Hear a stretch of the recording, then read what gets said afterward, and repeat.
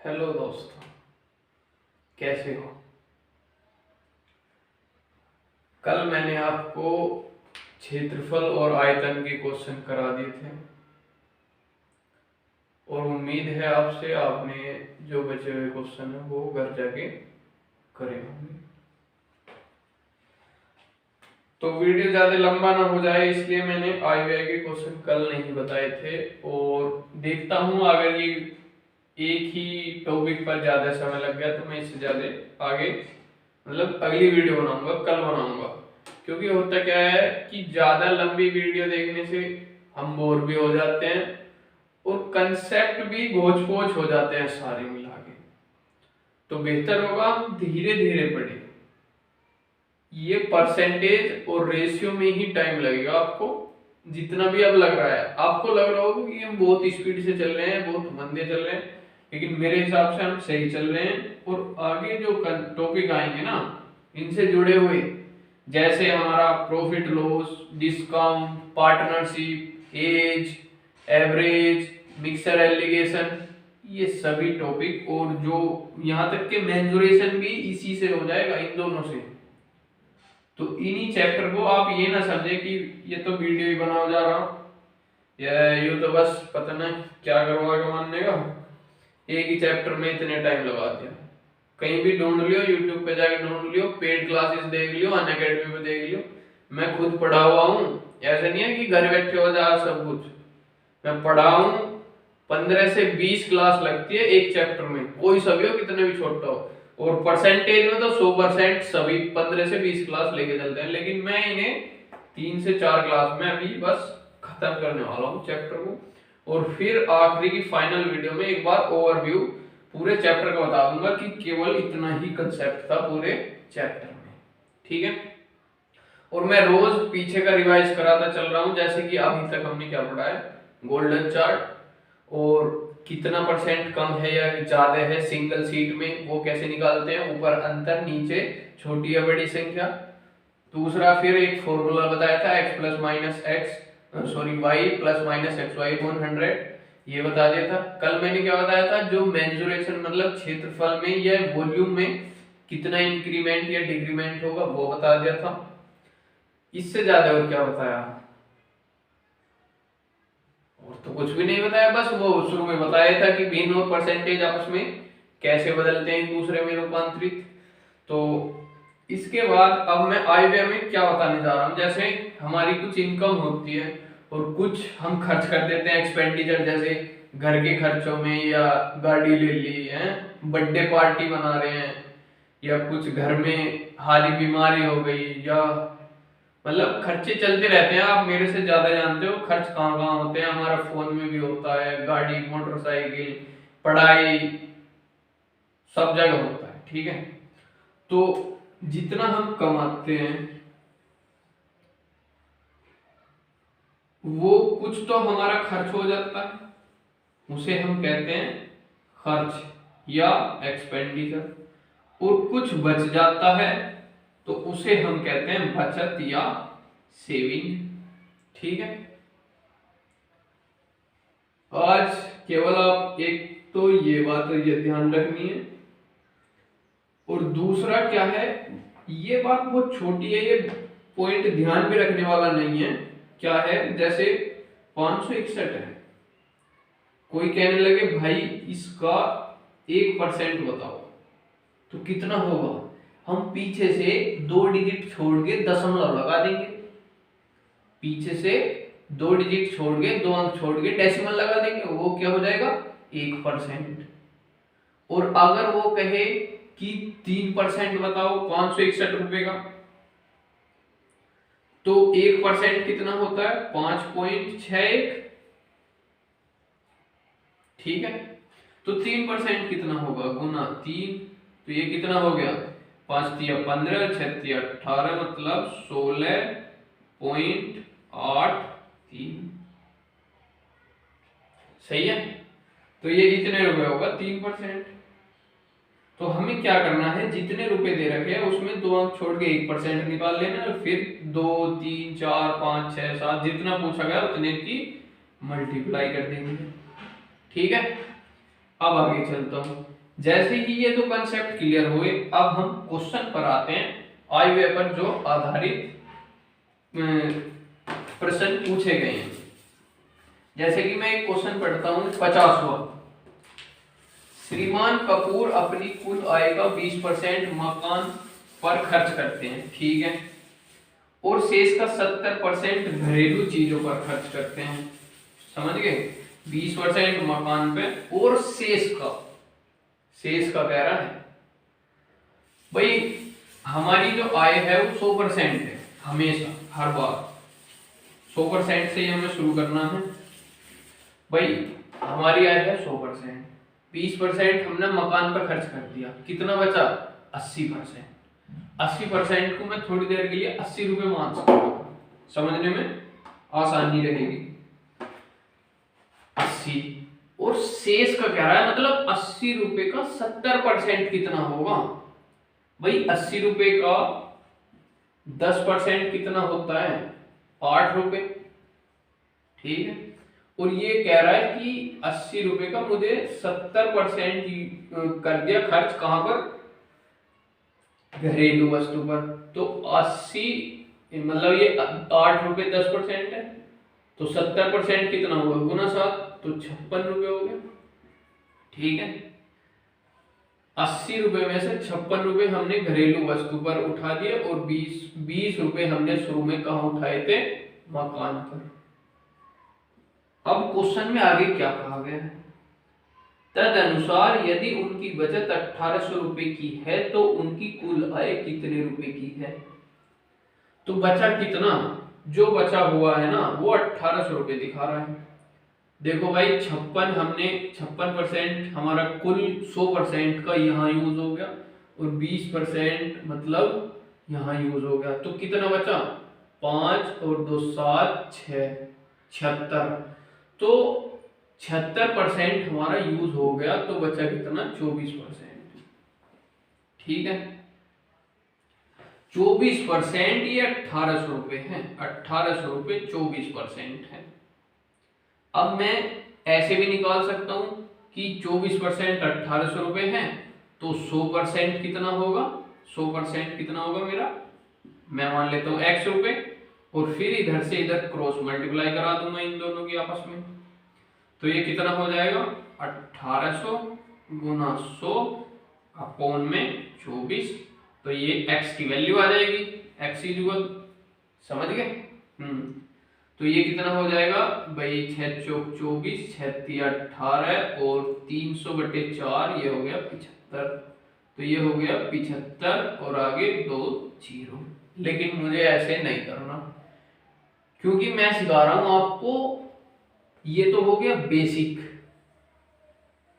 जिसे कहते हैं 8वीं 9वीं में कि भाई तेरा बेसिक अच्छा होना चाहिए, तेरा आधार अच्छा होना चाहिए। लेकिन मैं इसे अब आगे कभी नहीं बताऊंगा, अब मैं बताऊंगा कंसेप्ट। अभी तक हमें यही नहीं पता बेसिक और कंसेप्ट में डिफरेंस भी है या एक ही है। These are not synonyms, both words have very minor difference.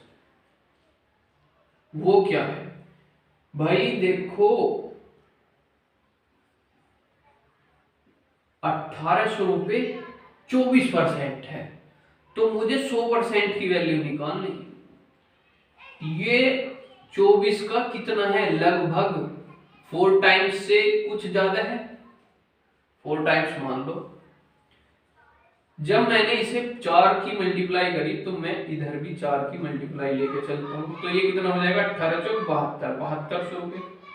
20 तक आपको पहाड़े याद होने चाहिए, अगर नहीं हो तो आज ही याद कर लो, आज ही, कल समय नहीं मिलेगा, कल आएगा ही नहीं। 1800 रुपए हो गया, लेकिन ये हुआ कितना है? ये भाई अभी 96% ही हुआ है। अगर 24 चौक का देखा जाए तो 96% हुआ है, ये 7200। तो ये जो 100% होगा ना, ये 7200 से कुछ फालतू होगा। मैं नहीं लगा रहा ज्यादा दिमाग कि 1% कितना होगा, तो 4% कितना, तो 7200 में 4% और जोड़। अरे नहीं भाई नहीं, ये 7200 प्लस होगा 100% आए, ठीक है। ऑप्शन देखो 8000, 7500, 7800 या 7000। अब देखिए 8000 तो नहीं होगा, 7800 भी नहीं होगा क्योंकि ये बड़ी अमाउंट है। 7000 तो बिल्कुल नहीं होगा, 7000 प्लस होगा, तो ये 7500 ही सही बैठ रहा है, ठीक है ना। मैंने कहा था 7200 के पास जो बड़ी संख्या है वो उत्तर होगी, और इसने ऑप्शन ही ऐसे डाले हैं। एग्जामिनर नहीं चाह रहा तुम बेसिक दिखाओ, तुम मुझे कैलकुलेशन करके दिखाओ, गणित मास्टर नहीं बना रहे हो आपको, वो आपके कंसेप्ट जानना चाह रहा है बंदा कितना लॉजिकल है, ठीक है ना। ये बिना पेन पेपर के भी हो जाता। देखो 100% थी, 20% मकान पे खर्च होगी, कितनी बची 80%। अब वो कह रहा है शेष का 70% खर्च कर रहा है घरेलू में। 80 का 70% कितना, 8 7 56, तो 56 वहां खर्च हो गया, तो बचा कितना, 80 में से 56 गए 24। 24 कितना है, कितना है 24, ये जो बचा हुआ है ये 1800 रुपए।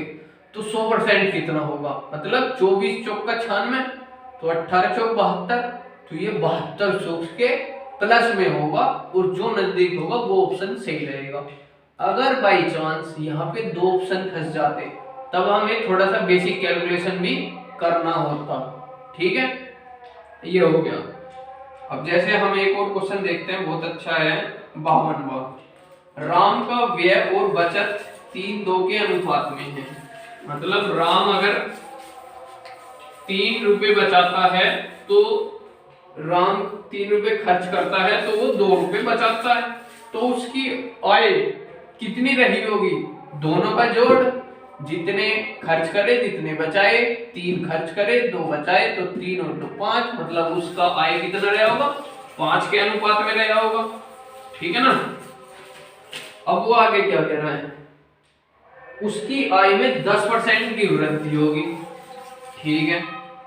उसकी इनकम बढ़ गई, तो हम भी देखते हैं अपनी लाइफ में जब हमारी इनकम बढ़ जाती है तो हम खर्च भी और ज्यादा ज्यादा करने लगते हैं। जहां हम टेम्पू में जाते हैं ना अपने काम काज में, वहां पे सोचते हैं यार गाड़ी ले ले, स्कूटी ले ले, बाइक ले ले, हमारा खर्च भी बढ़ जाता है। और अगर हमें फिर भी प्रॉफिट होता है तो हमारी बचत भी बढ़ने लगती है, फिर हम और काम काज भी करना, अपना बिजनेस करना शुरू कर देते हैं, ठीक है ना। वही लाइफ से जोड़ के बताता चलूंगा आपको, ऐसा लगेगा ही नहीं कि हम दूसरी दुनिया में पढ़ रहे हैं या ये चीज हमारे जिंदगी से जुड़ी हुई नहीं है, रोजमर्रा की जिंदगी से जुड़ी हुई है। जैसे भाई ये खर्च कर रहा है और ये इसकी बचत है, 3:2 के अनुपात में है, तो मैं अपने, और ये कुल आय कितनी होगी, इसकी आय हो जाएगी इस हिसाब से 5 हो जाएगी। अब वो कह रहा है उसकी आय में 10% की वृद्धि होती है, उसकी आय में 10% की वृद्धि होती है। 5 का 10% कितना होगा, 5.5। जैसे ही दशमलव आया बस हमारा मोइन का दिमाग काम करना बंद, हैंग। डेड एकदम, जैसे बैटरी को एसी की जगह डीसी चार्जिंग की जगह एसी मिल जाए ना, धुआं उठ जाए, ऐसा उठेगा बस, अब खत्म। अब इसका सॉल्यूशन क्या है कि हमें दशमलव से बचना है पूरी गणित में। दशमलव से बचने के लिए मैं फालतू 0 0 लगाता चला जाऊंगा। दशमलव की काट कौन करता है, 0। मैं ऐसे करता हूं, 2 0 तो यहां लगा दी, 2 यहां लगा दी, तो 300 और 200 500। अब सही से लगा, अब आराम है, अब ठीक है। अब वो कह रहा है इसको 10% बढ़ा देगा, तो 500 का 10% 50, तो ये हो गया अब 550। उसके बाद क्या कह रहा है, जब उसकी आय को 10% बढ़ा दिया, फिर क्या कह रहा है ये, और उसका व्यय भी 12% बढ़ जाता है, मतलब फिर वो खर्च भी बढ़ा देता है। जैसा मैंने पहले बताया लाइफ में ऐसा ही होता है, ये 12% इसने खर्च भी बढ़ा दिया। 300 का 12% भाई, 300 का 1% 3, तो 12% कितना, 12 3 36, तो अब ये उसका खर्च बढ़कर 300 से 336 रुपए हो गया। अब वो ये पूछ रहा है ये उसकी बचत में कितने वृद्धि हुई, कितने प्रतिशत वृद्धि हुई, ये कितने परसेंट वृद्धि हुई, ये पूछ रहा है। ठीक है, अब अंदाजा लगा लो 550 में से 336 रुपए हमने खर्च कर दिए, तो बचे कितने, 336 से 436, 536 मतलब 200 और ऊपर बचे 14, ये बचे मेरे पास 214 रुपए। ठीक है, जहां पहले 200 रुपए बच रहे थे वहां अब 214 रुपए बच रहे हैं, तो बचत में भी बढ़ोतरी हुई है। ठीक है, कितने परसेंट हुई है, देखो दोनों में अंतर कितने का है, 14 का। अब वृद्धि दिखानी है तो नीचे हर में क्या रखोगे, बताया था ना, एक से एक कड़ी जुड़ के चलती है, पिछली वीडियो ध्यान से देख लियो दोबारा। भाई अगर हमें वृद्धि दिखानी है तो हर में रखेंगे छोटी संख्या, और कमी दिखानी है हर में रखेंगे बड़ी संख्या। तो यहाँ पे मैं 200 रखूं या 214, यहाँ आएगी छोटी संख्या मतलब 200, तो 14 बटे 200, तो 200 का 1% कितना, 2, तो 14 कितना हो जाएगा, 2 की कितने से गुना करें जो 14 हो जाए, 7 से, तो 7% मेरी बचत में वृद्धि हुई है। यही है कंसेप्ट। तो 14 बटे 200 गुना 100, ये मैं आपके लिए दिखा रहा हूं क्योंकि आपको अभी इतने जल्दी समझ में नहीं आएगा। 2 जीरो से 2 जीरो गई, 2 सत्ते 14, तो 7% की उसकी बचत में इंक्रीमेंट हुई है, मतलब ऑप्शन ए सही है। अगला देखते हैं, अरविंद अपनी आय का 75% खर्च करता है। ठीक है, आय का 75% खर्च करता है, मैं यही दिखा देता हूं, 75% खर्च करता है मतलब 75% लिख दिया, चलो मान, तो बचा कितना होगा, 25% बचा होगा, क्योंकि उसकी आय होती है 100%, इसको जोड़ के 100 बन गया। ठीक है, अब मुझे ये परसेंट के साइन अच्छे नहीं लग रहे, मैं इन्हें रेशियो में बदल देता हूँ, 25 की 75, 25 से करना 25, 25 चौका 100। ठीक है, आगे देखो, उसकी आय में 20% की वृद्धि हो जाती है, उसकी आय में 20% की वृद्धि हो जाती है, तो 4 का 20% कितना होगा, 0.8, पॉइंट आ गया, डेसिमल आ गया, वो दशमलव आ गया, मुझे गुस्सा आ गया, मैंने ठागे तो 2 जीरो मारी, 2 लट दिए हर जगह, बस अब ठीक है। अब उसकी आय में 20% की वृद्धि हुई, तो ये कितना हो गया, 480 हुआ कि नहीं, अब तो समझ गए होगे, बहुत टाइम हो गया आपको पढ़ते पढ़ते। इसके बाद खर्च में 10% की वृद्धि हुई, यहाँ पे 300 से ये हो गया 330, क्योंकि 10% 300 का 30 ही होता है, तो 300 से हो गया 330। अब वो कह रहा है कि तद अनुसार, मतलब इसके अनुसार उसकी बचत में कितने प्रतिशत वृद्धि हुई। अब उसकी बचत कितनी बढ़ी भाई, 400 में से 330 गए, कितने बचे, 400 में से 330 गए तो कितने बचे, 150।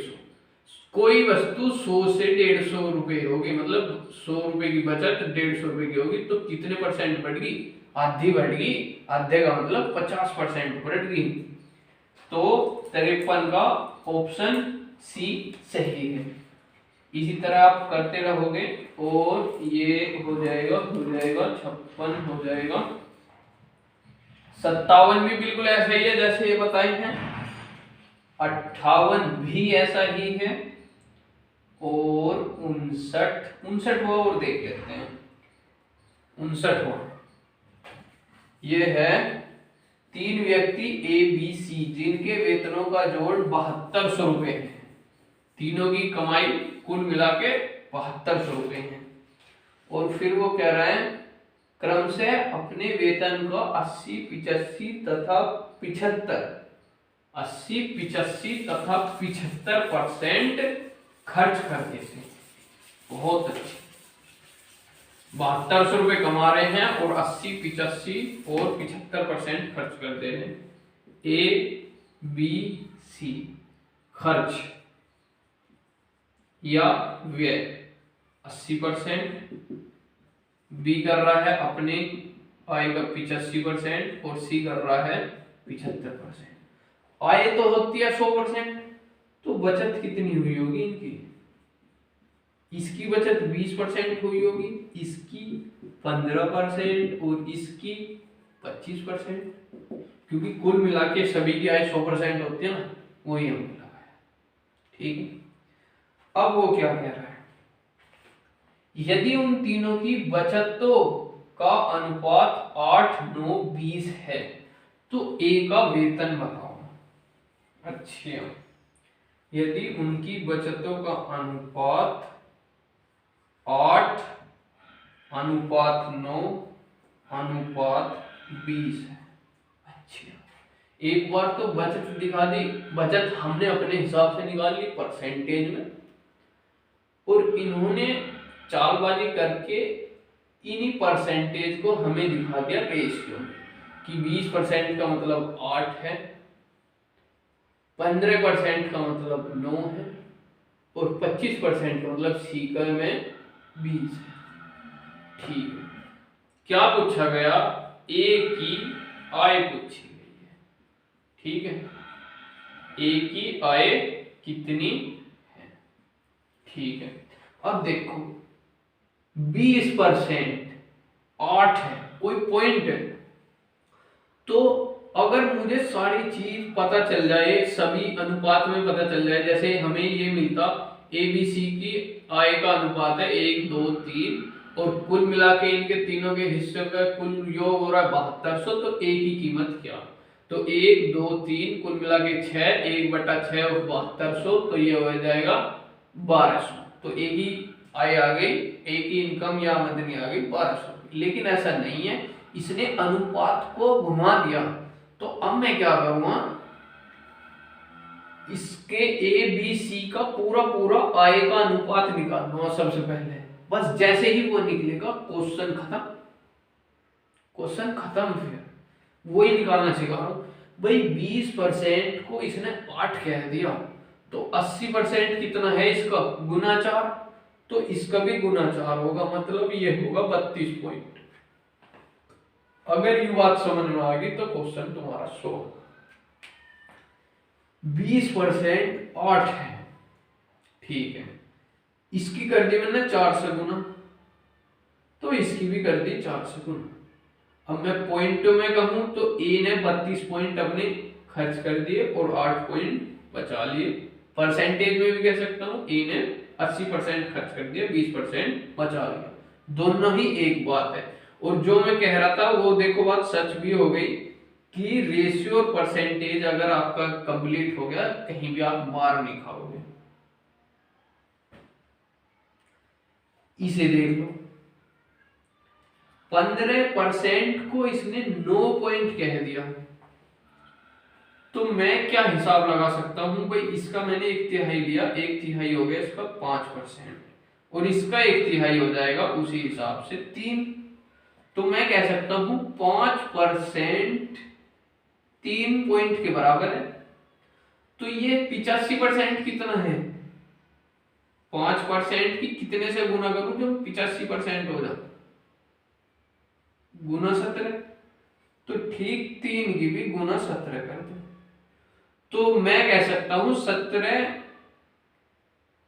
ये 1/3 5 है, तो इसका 1/3 3 है, तो 5 की गुना करी 17 से, तो 3 की गुना करी 17 से। ठीक है, तो 17 थी 51।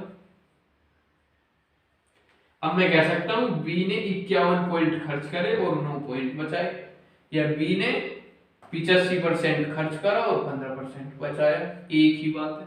इसी तरीके से ज्यादा टाइम न लेते हुए भाई 25% 20 है, तो 25 थी 75, तो 20 थी 60, तो ये हो जाएगा 60। तो कुल मिला के ए की आय कितनी हो गई? आय होती है खर्च प्लस बचत, पॉइंटों में निकालो, 32 और 8 40। ए की आय, बी की आय 51 और 9 60, सी की आय 60 और 20 80, 0 0 0, 2 दूनी 4, 2 तिया 6, 2 चौक 8।